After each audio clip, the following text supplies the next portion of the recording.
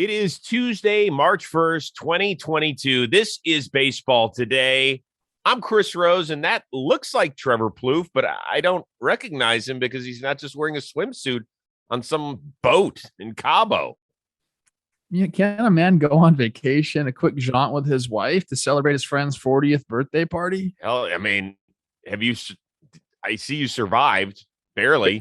Yeah, because it was quick. It was only 2 days. One more day, I might not be here anymore. It was a lot of tequila, Chris. I don't drink liquor, like ever. I try not to. But when you're in Cabo, you do Have to. as the Cabo inns do. And so, yeah, it was a tough day. I took some days off my life, definitely in Cabo, but it was worth it. We had a lot of fun, man. But I'm happy to see you. You had some guests fill in for me. They did great. I think it was Jake and Jerry. Yeah, very popular. I was I know. surprised they let the Baseball Today executives let you back in the room today. Well, me and you are the executives, so Yeah, that's true.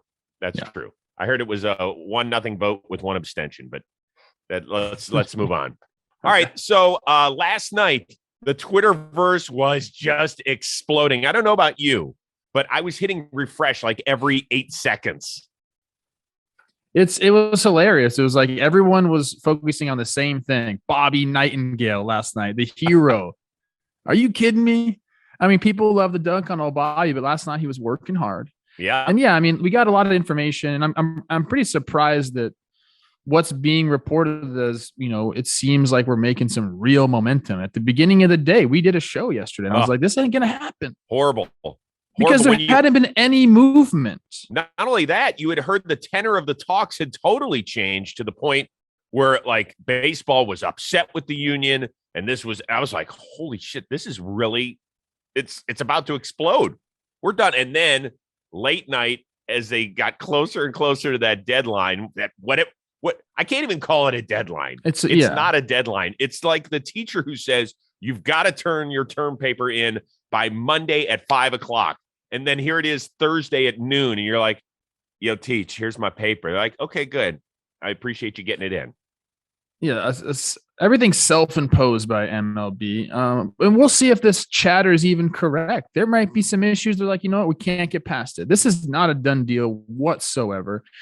But what is being reported seems like not much movement from the last CBA. It seems like it's kind of the same thing, except the owners get 12 teams in the playoffs. Like, where is the win for the players? I haven't heard, and I've scoured kind of the internet. Can you tell me? Do you know? It sounds like the CBT is going up.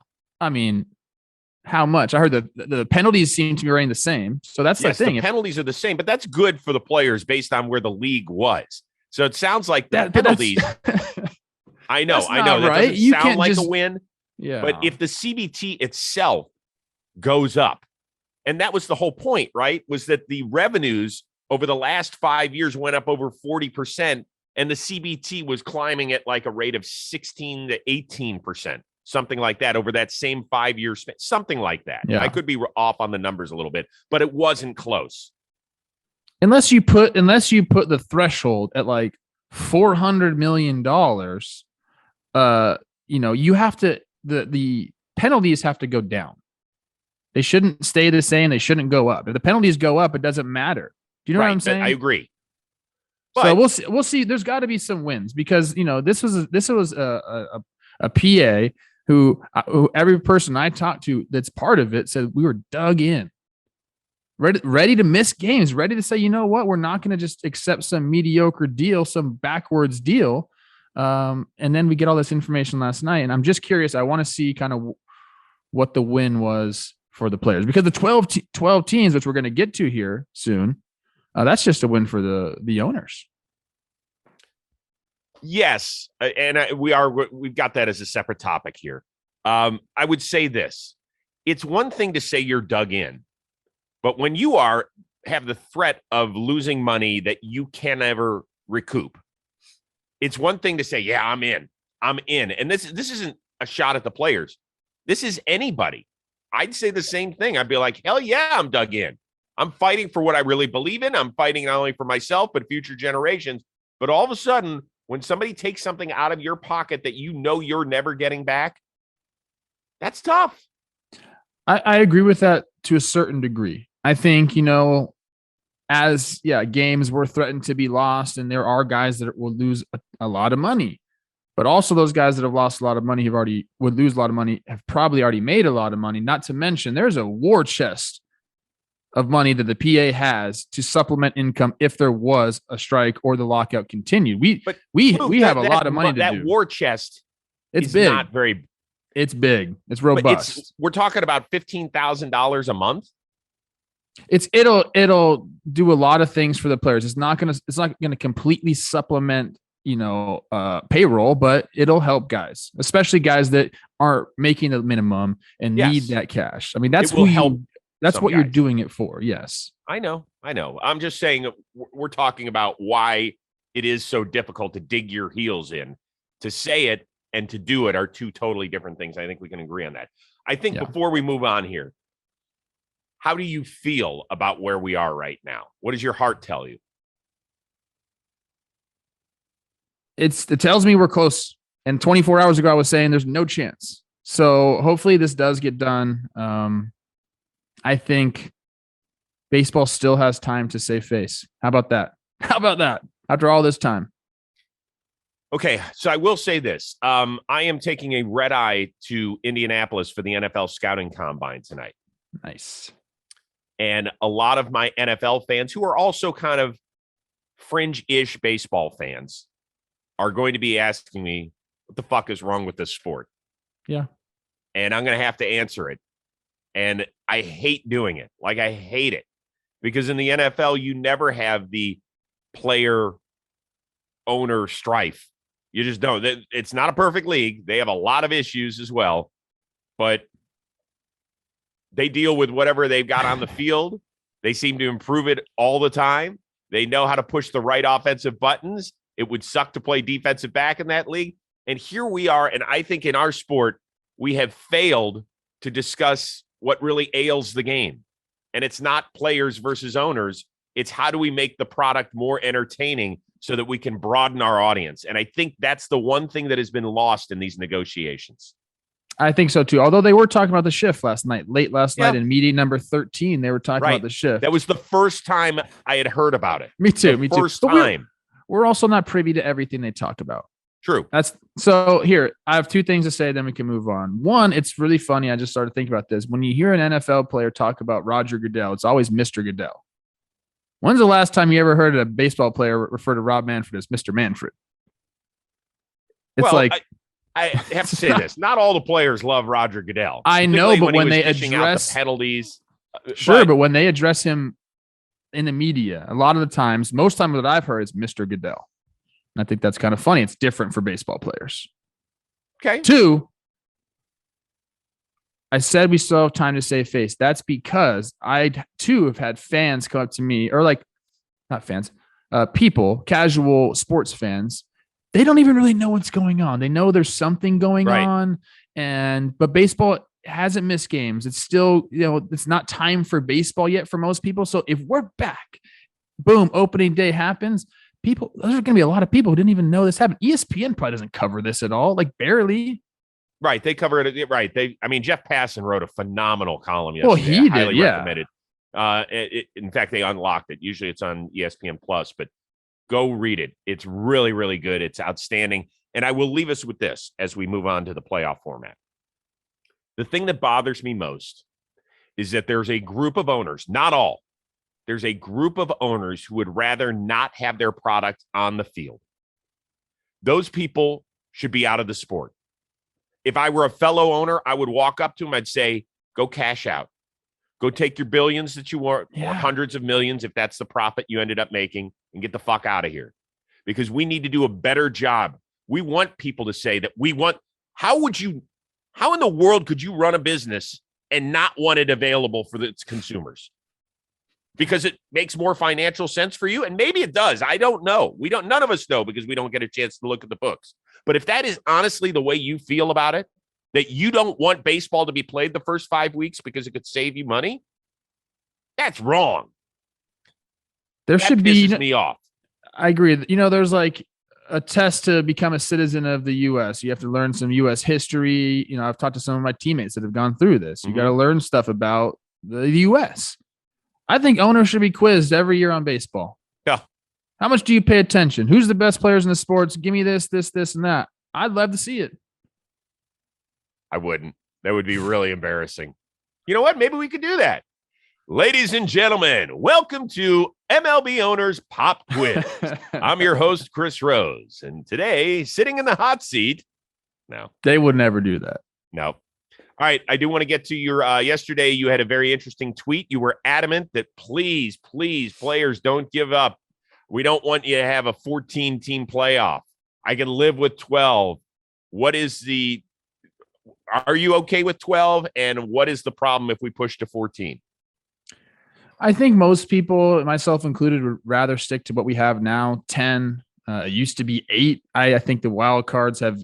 I think it's been an improvement. Okay, but once you start getting up to like the 50% mark of the league, there's just a couple things that happen. I mean, you're going to dilute the regular season. If anybody's a fan of the NBA, they know the regular season is just doesn't mean anything because so many teams make the playoffs. Well, 16 teams. 16 teams in there. More than half make the playoffs. We don't want to start going that way. Like, we don't need to do that. We have by far the longest season out of any sport. So it has to mean something. That's why, people still come out to the ballparks because the regular season does mean something. If we start letting everyone in, sub 500 teams, I just think it takes away from the regular season. Not to mention, if you're a player or the PA standpoint on this is that, it's shown that parity in the playoffs is kind of what happens. Last year, the Braves had the least amount of wins of a team that made the playoffs. They won the World Series. So we have all known this. You get in the playoffs, the hot team wins. Things can happen. So why would you go make your team better if all you need to do is get into the playoffs? You'd make it a little bit better, but you wouldn't go out and spend money on free agents when you could say, I can finish at 88 wins and get in the playoffs. I don't need to be at that 93 win mark anymore. But that's the way it's been. That's a 5-win player. That's the way it's been for the last decade. But what's two more teams going to make it? I think it just continues to get worse and worse and worse. And we shouldn't be trending that way. We shouldn't be making the regular season trend down. We shouldn't be making teams wanting to improve their ball club trend down. Can I give you the other side of this? Give me the other side because I want to hear it. Okay, I understand. And I might agree with it a little bit. Ownership. I get it. It's a money grab. We just saw the numbers of what a 12-team and a 14-team playoff means to Major League Baseball per year. We get it. It could be 9 figures if we get up to 14 teams, and that's a lot of money. As a fan, if my team has a shot at that 6th playoff spot, but the 5 seed is it's not happening over the last 10 to 14 days of the season, I might tune out. I'm not going to be interested if I don't have a shot, if there's only 5 teams going per league. But man, if we have a shot at that 6, I'm in. And if there's 3 or 4 teams that have a shot at that 6, isn't that good for the sport? Isn't that good for fans? I think at a certain point, no, it goes the other way. I totally understand what you're saying, but what about this? When we have 12 teams now, what about that 7th team? Oh, well, we'll just get them in. Okay, what about that 8th team? It just keeps going and going and going. I don't think we want to trend that way. That's kind of all I'm saying. And look, my claim to fame, or like not infamy, the opposite of fame is that I never even got to play in a playoff game. So this would have benefited someone like me. Like I have to go back and look. I'm pretty sure I would have finished in the top 7 in the AL at some point, and that would have been nice for me. Yeah. But sometimes you got to think about the game. Well, right now, I think 5 to 7 is a huge jump. I could be convinced from 5 to 6. There were a lot of people.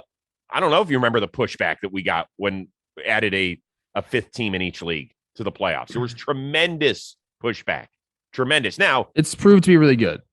It has. It's been fun. Yeah, I love the Tuesday and Wednesday, the wild card days. I love them. Now, the question is, if we do get to a 12-team playoff, how do we make it so there's a monumental advantage for the 3 division winners? I don't know. I don't know either. I don't think giving them all home games is enough, because in baseball, that just doesn't mean as much as it does in other sports. It's proven. Yeah, like you can only do 2 buys. So because you don't want to just go straight into like 1 plays 6. That's not enough. So you give them a bye, I guess, right? Well, I'm not even so sure how the math would work out, because you can't have one playing 6, 2 playing 5, 3 playing 4, and then all those have wins. And then what? Then a team gets a bye? I have no idea. They're gonna have to figure this out and make it fun. Look, I mean, let's just do the selection thing now. I'm kind of into it. I've been back and forth on it, but if we're gonna have 12 teams, if there's a way to do a selection, kind of down for that. I'll tell you what I would do. You'd be the perfect person to host it too. Oh, I would love to host that, but it won't be me. It'll be Amsinger, and it'll be on MLB Network, because they let him do everything. Not if we do it first. Not if we do it. Yeah. Do we have the ability to pay for ownership of that? Maybe. Check with Jimmy and Jake. Jeter's available. That's true. That's true. He could stem the tide here. I think maybe what you do is you have 5 and 6 play a 1-gamer. Then you have the winner of that game play 4 in a 1-gamer, and then you go from there. You can't do the one. You can't do 2 1-gamers. That's bad. Why? I would do the 1-gamer then a 3-gamer, but then you're just too much. There's too much time. Yeah, no. 1-gamer and 1-gamer. So that means it is huge to win your division. Huge. Now people will complain because last year the Dodgers would have had to play. They would have been the 4 seed, right? Mm-hmm. And they would have had to play in a 1 and done. They could have been 1 and done, but it was that way last year. So we got a lot of stuff on the table. There's a lot of stuff. That's how I would do it if I were running the league. I think it'd be really fun. The 1-gamers are so good. They're so but good. If you're as a player, you hate that, but you love it, and the fans same way. It's like a love, hate thing. But if part of your worry is that there's not enough emphasis put on winning the division, and your teams just say, well, it's good enough for us to get in the playoffs. Hell no, because if you're the 6th seed, you don't ever get a home game. You got to win 2 1-gamers just to get to the divisional round. You don't think that would make you want to go win the division? Of course it would, yeah. Okay. I just think here's the problem. 1 game. It's not enough money. They want more games, bro. They're not going to do that. That's the reason you got to expand playoffs. You get more playoff games, more revenue. So you're going to do 1-1. It's kind of because right now we have a 3-game wild card set. So you're actually taking a game away. We don't have 3-game wild card sets. No, we don't. I don't know what it would be. It's a 1-gamer, and then we get to the divisional round, best of 5. When did we have a 3-game? Oh, that was 2020. We did. Yeah, that was 2020. That was 2020. Okay. That's only because there was a first pandemic in 102 years. We're not trying to bring that one. You're right. You're totally right. All right. Quickly want to turn to the Derek Jeter news. Out as CEO. Really abrupt yesterday when this happened. How shocked are you that he's out? I think I said this on Talking Baseball yesterday. I was surprised because it kind of came out of nowhere, but shocked. I don't know if that's the right word when you really think about the circumstances. Yesterday we said it seemed as though with the information that we had, it was basically just a statement. So it was Jeter's statement, Marlin's statement. Bruce Sherman came out with a quote. We came to the conclusion that it was like, look, Jeets was at the end of his 5-year plan. He had built this beautiful team, this beautiful farm system, and then there was some disagreement about with the future. Are they going to go spend on free agents? It sounded like they weren't, and Jeets was like, "If we ain't going to win, this ain't for me. Like I want to go for it." But Craig Mish, who covers the Marlins, tweeted out yesterday, "It's my understanding that Marlins ownership group remains fully committed to winning in 22. That includes spending after the lockout is over." He said, "I'm not sure where the ideas come that they're done because that is certainly not the case from my understanding." So if they go out after the lockout is over and go get a Nick Castellanos and go get a few bats in their lineup, then this whole thing is a totally different narrative. Right. And maybe Jeets just was over the day in, day outs of it. I mean, this is a guy who doesn't have to do this, We have to see where this goes. I feel like you can't make assumptions right now with the information that we have. Right. That's fair. We did talk to Miguel Rojas on a special emergency edition of baseball today. He was shocked. In fact, I think I was the first person that informed him. I texted him yesterday when the news came. Way to go. I said, Jeter, question mark. He goes, "I've been working out. What happened?" And I had to explain to him. He's like, "Oh my God." So it was very nice of Miguel to come on and be honest. I know that our consumers certainly appreciated it. He said that he has set up an appointment to talk to Derek Jeter at some point in the near future. They did exchange text messages yesterday. I think a lot will be told over the next 7 to 10 days, and then we can make our assumptions from there. If you don't hear one word, now there's a possibility that the team could come out and say, hey, listen, we made a great offer to Nick Castellanos. He just accepted a different offer elsewhere. And that's possible too. But I think you're going to find out a lot about what this was about, because Derek Jeter is all about winning. That's all he's about. And Miguel Rojas made that point infinitely clear several times yesterday. He said, every discussion I had with him was, this is not going to be easy, but I have a plan, and it is all about winning. And when we are ready to win, we are going to spend. And they did, right? They gave Sandy Alcantara the extension. Whoa. They gave Avisail Garcia probably a lot more money than anybody thought that he would get. They traded for Joey Wendell, a proven veteran. And you had heard that they were in on a few other guys. So they have done some work. Is it enough? Who knows what Derek Jeter was promised during negotiations? And let's remember, the one thing that Derek Jeter brought to this relationship was the name Derek Jeter. Michael Jordan, the basketball player, we still talk about him. Michael Jordan, the executive, is a joke. A joke. How could you have such a 180-degree spin? I don't think Jeets hasn't been that. What's that? Jeets hasn't been that for them. He's created a great farm system. But he hasn't won. But they gave him. They had to trade away everybody when he got there. It was a rebuilding. It was a 5-year rebuilding plan. Here we are. Like, it's time to go. Supplement the roster. Let's go. End of the day, did Derek Jeter win down there? It was just the time to win. This is kind of where I'm at with this. Is if you take over a franchise and they tell you from the get-go, we got to rebuild, we got to replenish. This is the plan, right? And then you go. You can't do it in 2 years. Like, if you're going to strip everything down, you can't do it in 2 years. You have to give time to build everything up. And then they get the pitching. They lock the pitching up. Jazz Chisholm comes up. Awesome. He's making $0 right now. He's making the league minimum. Now is the time to go for it. They made the playoffs before I guarantee when they made the playoffs, that was 2020, right? It was COVID season. Dude, they were a 500 team when they made the playoffs in a 60-game season. I mean, we can't count that and say that makes Derek Jeter a successful executive. I don't think he had been a successful executive in the fact that he won a lot of big league games, but I don't think that was a measurement of success for his tenure there, because he had to rebuild it. I think he's built a great farm system and he's developed players. I'm with you. Like, I'm sure he didn't want to trade Giancarlo Stanton. I'm sure he didn't want to trade Marcell Ozuna. I'm sure he didn't want to trade Christian Yelich, but it happened under his watch. And because the relationship soured, all we have is the 4 years of Derek Jeter. And it was 3 miserable seasons during a regular season and one great little run in a 60-game season. I'm not blaming Jeter. All I'm stating are facts. Sure. At the end of the day, when I told you what's the one thing he brought in this relationship was his name. And if he never does it again, this is the only thing we can look at, fair or unfair. And you can put the parameters on it any way you want to spin it. And I would tend to agree with you, because it does take a while to fix a baseball team. And who knows, maybe this is their year. But I thought last year was going to be their year, and they took a huge step back.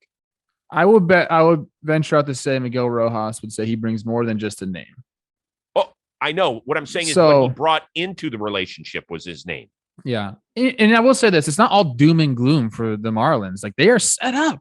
And you got Kim Ng there, who's very capable of leading your organization. So if this is what I also said this on Talking Baseball yesterday. It would be pretty hilarious if after this lockout is over and they go out and sign some people and they go to the playoffs and make some noise, it's then what you're talking about is like, that's going to be the narrative. Even though I don't think it should be the narrative, that's going to be the narrative. What you mean? That I think that'll make Jeter look better, to be honest. No, I mean, to us, we know that because he's built this team, but right. Sports Center is going to be talking about. Well, that's not fair. Marlins win, first year Jeets is gone. Well, let's remember, terrible executive. Tony Dungy was a big reason that the Tampa Bay Buccaneers turned things around. John Gruden got him over the finish line. But you talk to all those players, Tony Dungy was the reason that they were players ain't. We're not talking about players here, man. We're talking about fans who don't understand that. This is why they're listening to us. We're trying to give them the nuance of this situation.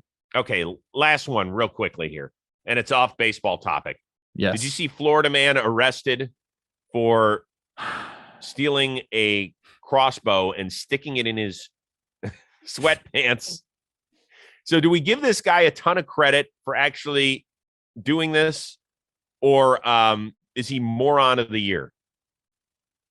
I mean, he's probably moron of the year. I mean, there's someone that's more moronic than this guy, but like, hey, buddy, it's 2022. There's cameras everywhere, and that thing doesn't fit in your pants, bro. It's like C Rose in the morning. That thing does not fit in your pants. Yeah. You know what I'm saying? Yeah.